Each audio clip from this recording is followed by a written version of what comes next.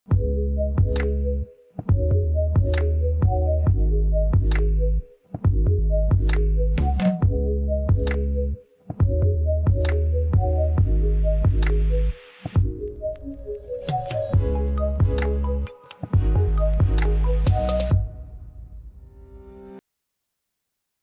bertemu lagi rekan-rekan profesional dan akademisi.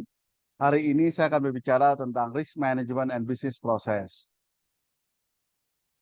Saya akan memulai dengan satu konteks yang sedang kita hadapi bersama, yaitu yang kita sering kenal dengan namanya VUCA. VUCA adalah singkatan dari volatility, uncertainty, ambiguity, dan complexity. Nah, dengan berbagai contoh yang ada di depan kita, tapi intinya kita bicara tentang semakin tingginya uncertainty. VUCA itu membuat berbagai uncertainty, ketidakpastian itu mewujud, bahkan hal-hal yang tadinya tidak pernah ada atau kata sebut unprecedented. Nah, dalam hal ini ya, ada kaitannya dengan risk management. Kenapa? Karena kita melihat dengan kotak-kotak ini di bawah ini. Ada uncertainty, ada risk, ada problem, ada crisis, ada disaster. Kalau katakan uncertainty itu tidak kita pahami, maka dia akan menjadi resiko.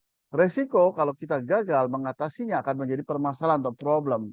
Problem kita gagal mengatasinya akan jadi krisis dan membuat erosi kemampuan organisasi dalam menciptakan nilai dan bisa menjadi disaster atau bencana di mana organisasi itu hilang dan gagal. Oleh karena itu, uncertainty ini menjadi penting sekali karena dia berkaitan dengan resiko yang sering disebut adalah uncertainty punya efek terhadap objektif dan itu adalah kita sebut resiko. Resiko ada dua sisi. Ada namanya upside risk, ada namanya downside risk. Saya ambil yang merah. Downside risk atau resiko sisi bawah adalah hal-hal buruk yang bisa terjadi dan kalau terjadi dia akan membuat damage terhadap value daripada organisasi. Tapi kita juga kenal adanya upside risk atau resiko sisi atas, yaitu good things that do not happen. Yaitu memang tidak ada damage, tapi juga organisasi tidak mampu mengeksploit hal-hal baik sehingga tidak ada penciptaan value. Nah, di sini uncertainty ada efeknya terhadap objektif, itu disebut risk, dan risiko ada dua dimensi, downside risk atau risiko sisi bawah dan risiko sisi atas. Nah, sekarang kita lihat relevansinya terhadap apa yang akan kita bicarakan di sini, yaitu risk management dan business process. Kita ngelihat ya, Ibu dan Bapak saya, kita ada current condition yang kemudian di dalam box warna kuning, dan kita ada objektif atau tujuan yang saya ilustrasikan dengan box berwarna biru.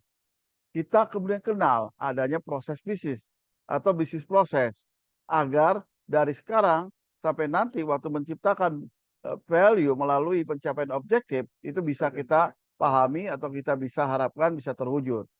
Sekarang kita melihat lebih jauh lagi dalam ada perbedaan waktu dari sekarang kita dan akan objektif dicapai, maka banyak ketidakpastian atau kita sebut uncertainty. Nah, uncertainty ini melengkapi seluruh proses bisnis yang kita punya di suatu organisasi dan kita lihat saya masukkan tadi unsur namanya downside risk atau risiko sisi bawah, saya ilustrasikan dengan bundaran warna merah, serta risiko sisi atas yang saya ilustrasikan dengan kotak warna hijau. Nah, sekarang tugas kita, organisasi, melakukan identifikasi mana ada risiko sisi bawah, mana juga risiko sisi atas, agar kita teruskan di sini, agar kita mampu di dalam kita menangani risiko sisi bawah, kita berusaha jangan sampai objektif kita terciderai dari sininya. Nah, ini penting sekali ya. Proses bisnis kita jangan sampai terciderai karena adanya risiko sisi bawah. Nah, kalau kita melihat dari risiko sisi atas yang hijau, sebaliknya ada kesempatan nih. Kita pastikan bisnis proses kita bisa membantu kita mengeksploitasi kesempatan tersebut atau risiko sisi atas kalau kita gagal mengeksploitnya sehingga kesempatan tidak lewat begitu saja. Nah, dalam hal ini ada ukuran-ukuran. Ukuran untuk yang merah sering kita sebut adalah ukuran kemungkinan kejadian dan dampaknya daripada risiko sisi bawah. Dan kemudian kalau kita bicara risiko sisi atas, kita bicara KPI. Ini performance indicator, apa yang bisa kita exploit. sehingga hal-hal baik itu bisa terjadi. Ukuran-ukuran ini penting dan kemudian di tengah saya ilustrasikan ada yang kita kenal suatu proses manajer resiko berbasis ISO 31000 yang nggak akan saya bahas secara detail di sini, tapi saya gambarkan. Nah, proses ini melingkupi bagaimana implementasi pengelolaan resiko itu di tingkatan proses bisnis kita agar organisasi memiliki probabilitas mencapai objektifnya itu jauh lebih tinggi. Dan ini penting di dalam penciptaan value organisasi. Nah, sekarang kita lihat. Kita masuk bisnis proses atau yang lebih sering dikenal secara keseluruhan bisnis proses management. Sekarang kita melihat ya, banyak sekali proses-proses bisnis yang tradisional memakan waktu panjang sekali dan juga banyak pemborosan sumber daya. Oleh karena itu, bisnis proses management itu diharapkan mampu membuat konvergensi antara arus informasi dan arus barang yang semakin real time. Artinya, begitu ada perpindahan barang dan jasa, maka itu sejalan dengan perpindahan informasi. Dan sebaliknya, perpindahan informasi sejalan dengan perpindahan barang dan jasa kita. Nah, kita melihat juga dengan ilustrasi yang lain di sini. Nah, di sini juga adalah bisnis proses management, di mana kita converging flow daripada info, information, dan the goods-nya. Di mana kita harapkan kita mampu organisasi, melihat yang bundaran di sini, mendefinisikan seperti apa bisnis proses yang diperlukan sekarang dalam menangani resiko sisi bawah dan dalam mengeksploitasi resiko sisi atas.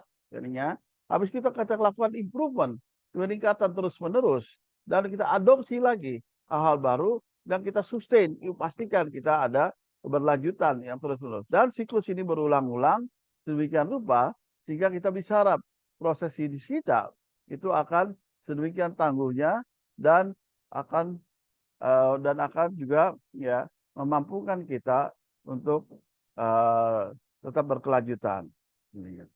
Oke, nah ada beberapa sub case tadi saya mau sharing di sini ya. Kita ngelihat adanya bagaimana uncertainty tadi kita pasien resiko problem krisis dan bisa jadi disaster. Coba kita lihat. Ya.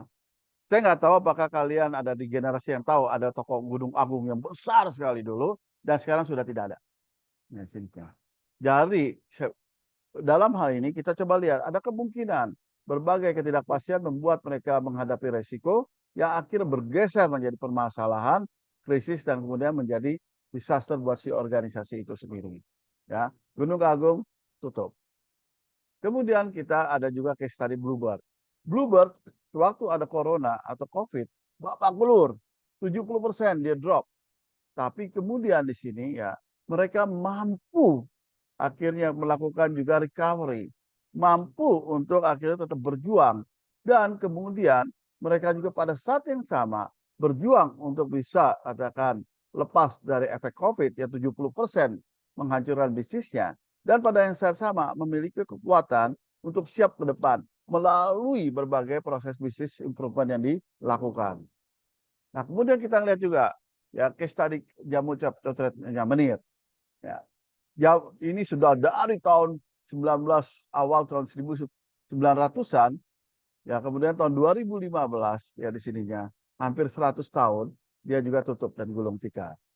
Oke, bahkan dinyatakan pilot.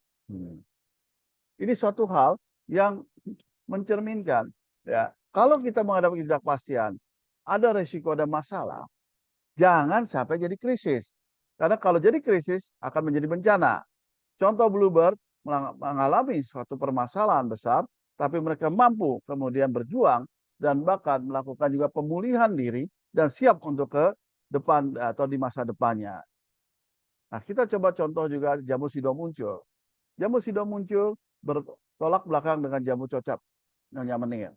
Sama-sama bermula dari perusahaan jamu, tapi jamu sido muncul menjadi pemain dunia sekarang.